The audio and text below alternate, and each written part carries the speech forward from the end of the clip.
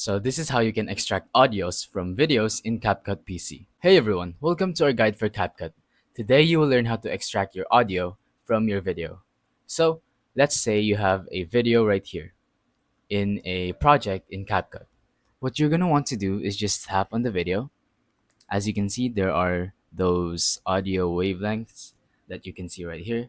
All you have to do is just tap on it or right click on it and then tap on extract audio. Now, once you do this, you will see that the audio has been extracted here. And that's pretty much it. You can also change the way your audio sounds. You can drop it, you can make it go louder, and you can cut it. And there are a bunch of different audio effects here.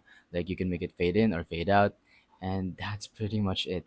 Now, once again, I'm going to show you how to do it.